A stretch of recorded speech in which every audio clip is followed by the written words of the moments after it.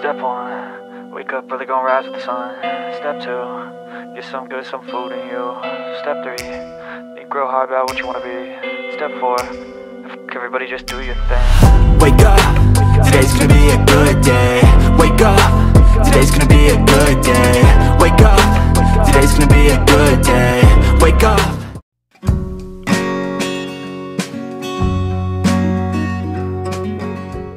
So what is up mga detective? Itong vlog nga pala ay yung vlog namin na papuntang Singapore from Kuala Lumpur. Actually, nasa Singapore ako ngayon.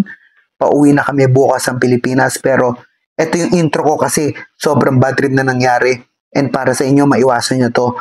Manood kayo dito. Samahan nyo kami. Igagala namin kayo at isasama namin kayo sa aming kabad tripan. Charot lang. Let's go!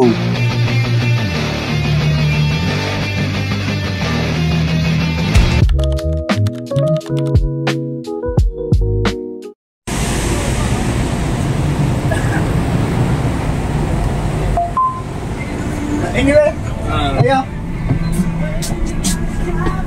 Second.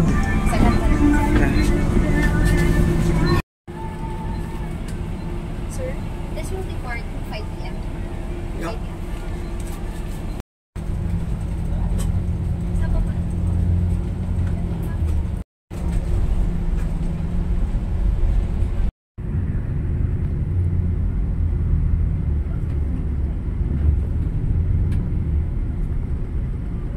First stopover namin pala dito. Hindi ko alam kung ano, nakatulog ako eh. So it's Baharu. Like that. Nasa Malaysia pa rin kami. So toilet break kami. Where are you? Astig oh, daming daming ibon, parang Stranger Things lang oh. Baka nandun na nga kami sa mundong yun. So CR muna kasi walang CR yung yung bus namin. So, nagising lang ako, nalimpungatan ako, nagahang pa ako. Medyo malayo-layo din. Sa mga detective, ito nga palang vlog na to ay ang aming Kuala Lumpur to Singapore bus ride. Actually, di agad ako nakapagsimula ng vlogging kanina. Ito kami sa first stopover pero ayun, ang daming ibon. Pero abriya nga lang at sasabihin ko na lang din sa hotel mamaya pagdating namin. Tapos malamig yung bus kaya nakadoble ako ng suot. And hindi din, anong oras na? Alas 7 na ng gabi oh. Maliwanag pa, diba? Tapos hindi din mainit dito. Food source dito. So ayan siya. So ang ingay talaga ng mga ibon. At meron siyang shell dyan. So hanap tayo ng, ayun, may mga chicherya doon. Chicherya. Bibili muna kami chicherya at saka tubig. Kawan nga pala dapat magtatabi ka pa rin ng Malaysian ringgit. Kasi nasa Malaysia ka pa rin at siyempre tinatanggap lang nila dito ay Malaysian ringgit. Di pa sila tatanggap ng Singaporean dollar dito. Dito sa Malaysia papunta ng magka-cross na kami ng border sa ano nito? Papunta Singapore. So tinatakan na dito. So next na dito is Singapore. Ito yung bus namin. Yeah. So CCR lang muna din kami. So ito yung bus namin. Actually dapat double decker to kaso kukunti kami nag-book. Please lang yung process din sa pagtatak ng Malaysia exit. So actually meron pagpila ng digital. I-scan mo yung pangalan na passport mo syempre. Doon mas mabilis din kasi lalagay mo lang doon. Pero walang tatak ng passport. Kung gusto mo ng tatak ng Malaysian exit, pumunta ka doon sa may manual may immigration officer. So bibigay mo passport. Wala naman nagtanong. Tingnan lang. Tapos tinignan sa computer yan. Tapos yun yun.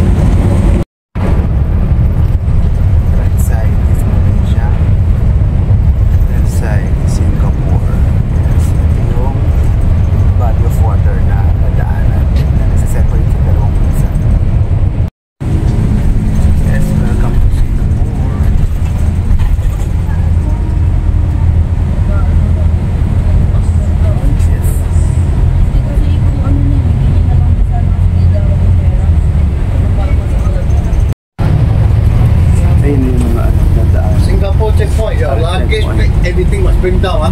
Okay.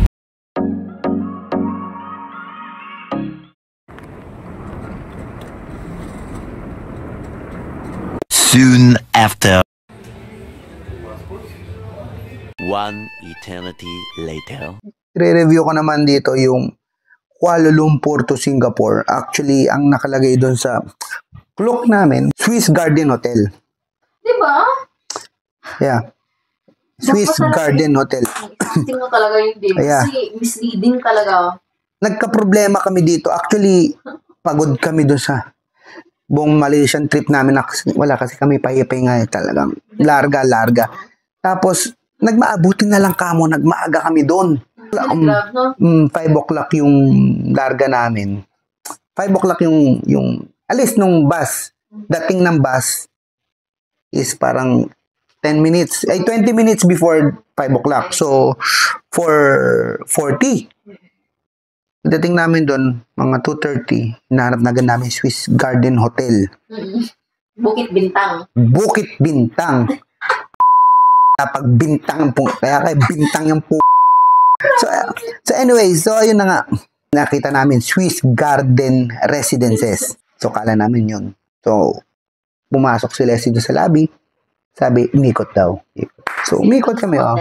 So, may mga nakapoint pa doon.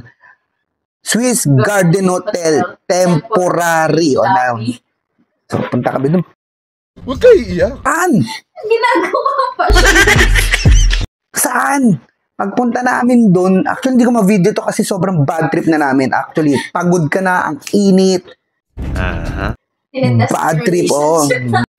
Kwento mo sa pagong. Oo, nag-aaway na kami. Tapos, pagdating mo doon, docking area ng mga nagdi-deliver, tapos no entry ang tao. Siyempre, docking area. Naka-aksidente pa sila doon. Gusto mo mamaya na 45? So, ikot. Hindi makapalagay. Balik. So, temporary, nakalagay doon. Alam mo yung entrance, parang condo. Nakalagay doon, temporary. Pagpasok namin doon, ginagawa. Imagine mo yun. Surprise! Tapos, siyempre mga construction worker, yung makakausap mo doon, labi, tuturo ko doon, paakit ko doon sa construction, na parang,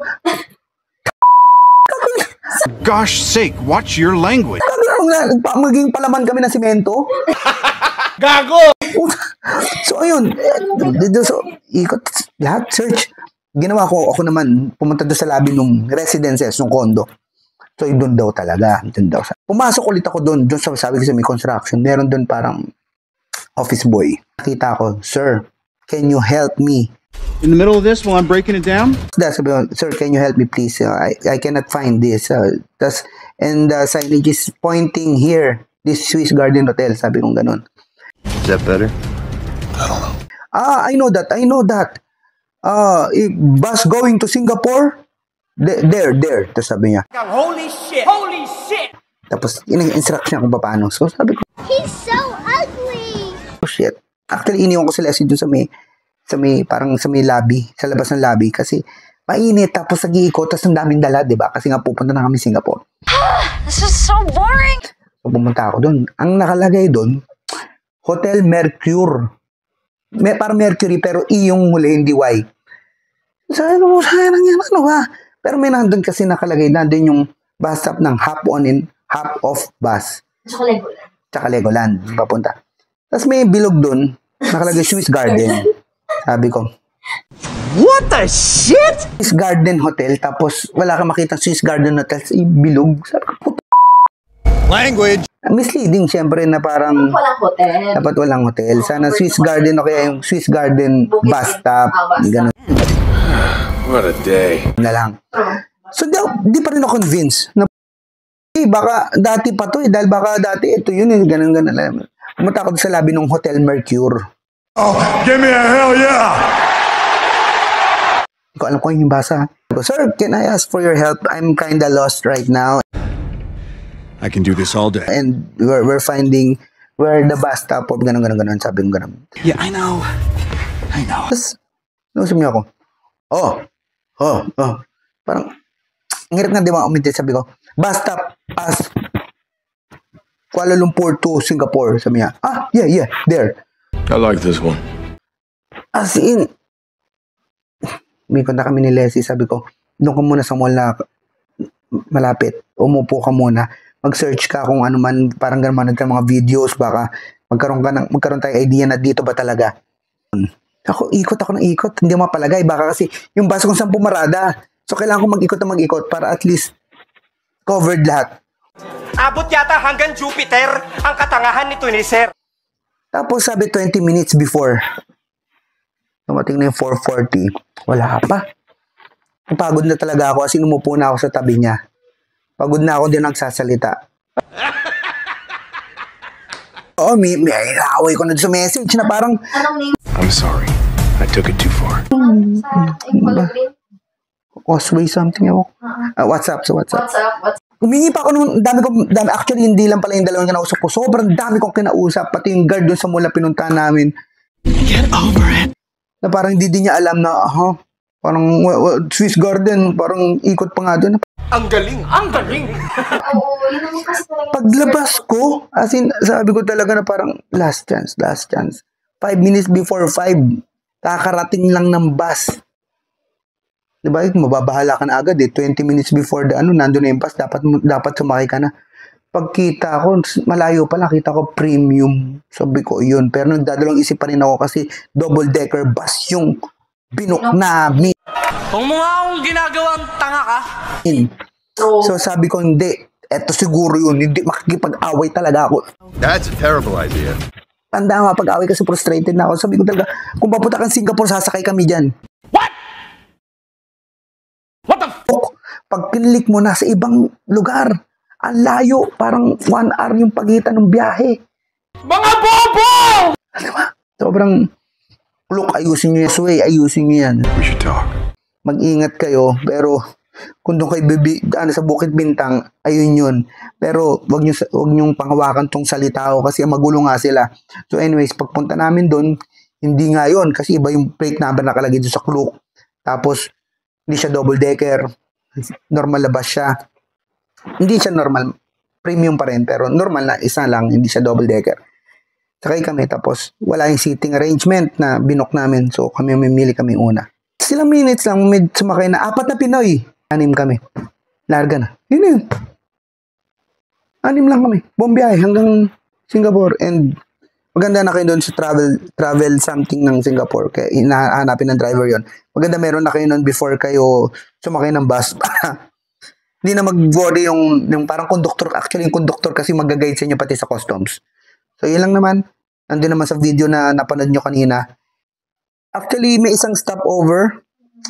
Doon sa may malapit sa Shell. So, bumili kami ng mga chicharon. So, pangalawang stopover kasi namin, yung customs na. Customs tuloy. Customs ako ng customs. Immigration na. So, Mga bobo! Immigration na ng Malaysia. Tapos, Malaysia muna. Tumakbo pa tayo ng konti. Tapos, Singapore. So, magkaiwalay siya actually. Kasi sa iba, di ba, ibang travel magkatabi na. Lalo yung nakita ko lang yung Thailand tsaka Malaysia na something. Magkatabi, magkasunod lang. So, yun, anyways.